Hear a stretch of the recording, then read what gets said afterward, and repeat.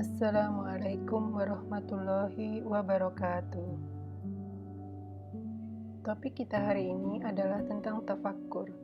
Kata tafakkur ditulis dengan 2 huruf K.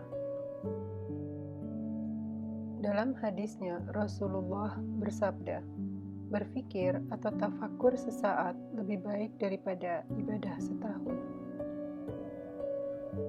Apa maksud dari hadis ini? Mengapa Rasulullah mengatakan tafakkur lebih baik dari ibadah setahun? Kita sering mendengar istilah tafakkur, tapi sejauh manakah kita memahaminya? Mengapa kita perlu memahaminya dengan benar? Dikatakan, tafakkur adalah sebuah kendaraan menuju Allah Ta'ala. Agar sampai di tujuan dengan selamat, tentu kita harus bisa mengoperasikan kendaraan tersebut dengan terampil. Ibarat menyetir mobil, tentu diawali dengan belajar mengenali fisik mobil itu, kemudian belajar cara mengoperasikannya.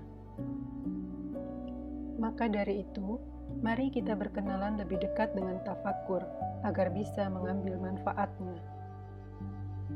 Tafakkur berasal dari kata dalam bahasa Arab.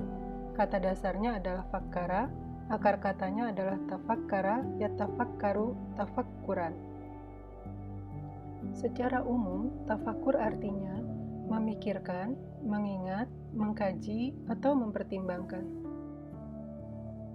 Dalam hadisnya, Rasulullah bersabda, berfikirlah tentang ciptaan Allah dan jangan berfikir tentang Allah, karena kalian tidak akan mampu mencapainya.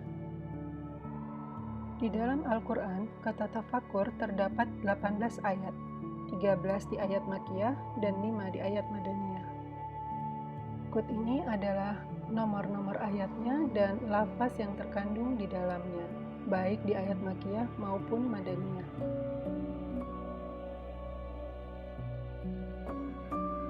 Di dalam surat Ali Imran ayat 191 dikatakan, dan mereka berpikir tentang penciptaan langit dan bumi. Dan pada surat Ali Imran ayat 190 dikatakan, sesungguhnya dalam penciptaan langit dan bumi dan di dalam pergantian siang dan malam terdapat tanda-tanda bagi orang yang berpikir. Menurut Al-Junaid, majelis yang paling mulia dan paling berharga adalah duduk sambil berpikir tentang pikiran yang bertauhid, bernapas dengan napas pengetahuan, minum dengan gelas cinta dari lautan cinta, dan melihat dengan prasangka baik kepada Allah Subhanahu wa Ta'ala. Secara hakikat, berpikir adalah menghadirkan 2 pengetahuan dalam hati untuk menghasilkan pengetahuan ketiga. Demikian menurut Imam Ghazali. Contohnya begini, kita tahu akhirat lebih baik dan lebih kekal, sehingga akhirat lebih bagus untuk dipilih. Kemudian, akhirat lebih penting untuk diutamakan. Jika berpikir tentang Allah, hanya ada satu jalan, yaitu dengan zikir.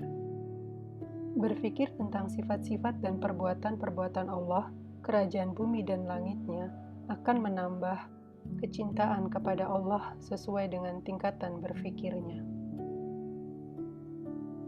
Mengapa bisa bertambah cinta? Sebab keindahan Allah telah terungkap.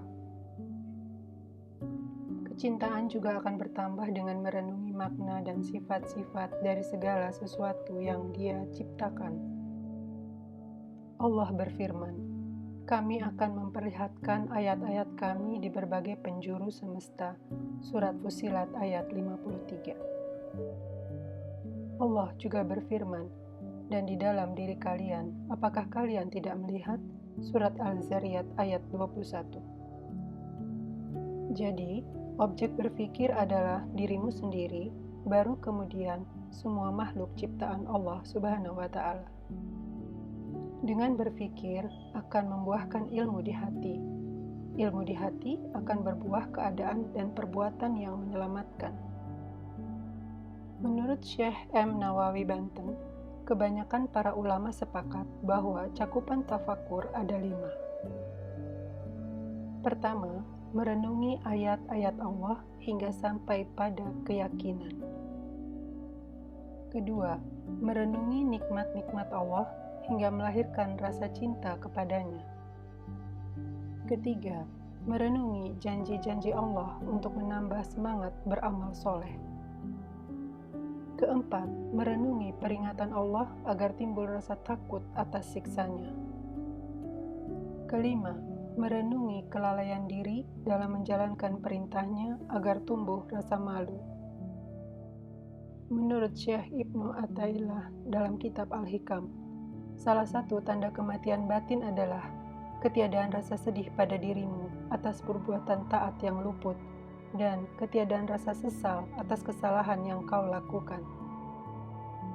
Menurut Imam Syafi'i, tafakur adalah jalan untuk menambah ketakwaan. Beliau juga berkata, milikilah kepandaian berbicara dengan banyak berdiam, dan milikilah kepandaian dalam mengambil keputusan dengan berfikir. Ka'ab bin Malik juga berkata, barang siapa menghendaki kemuliaan akhirat, maka hendaknya ia memperbanyak tafakkur. Tafakkur adalah sebuah keutamaan, sebuah jembatan untuk membangun dialog intim dengan Allah Ta'ala. Mursyid Zamzam Tanuwijaya berkata, tafakkur atau berfikir itu adalah hak dari akal. Jika akal tidak mendapatkan haknya, maka akan terjadi benturan dalam dirinya. Dia akan merasa bingung, hampa, dan tidak tahu arah.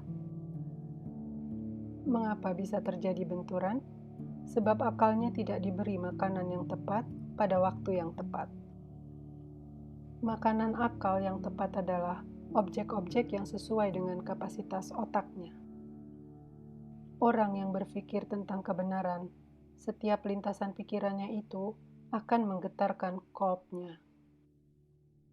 Berzikir dengan pikiran akan memunculkan hati yang bercahaya, cahaya ilahiyah. Itulah pentingnya berzikir sejak dari pikiran.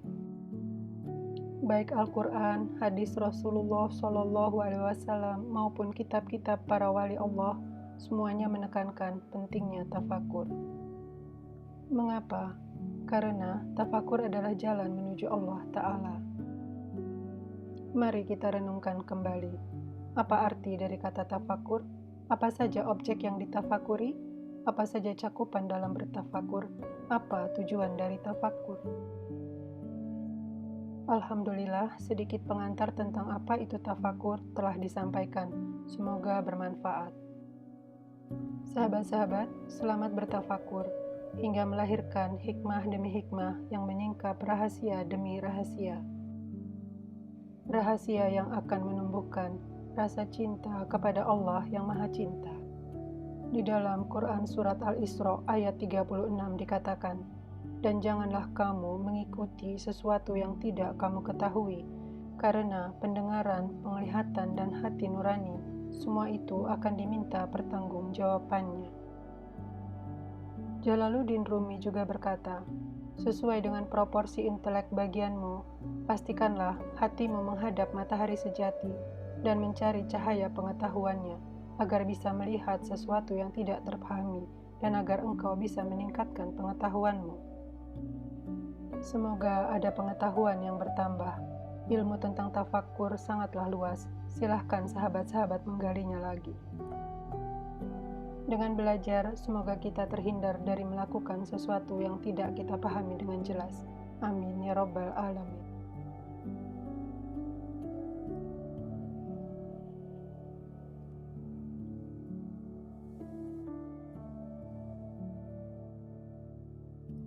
Wassalamualaikum warahmatullahi wabarakatuh.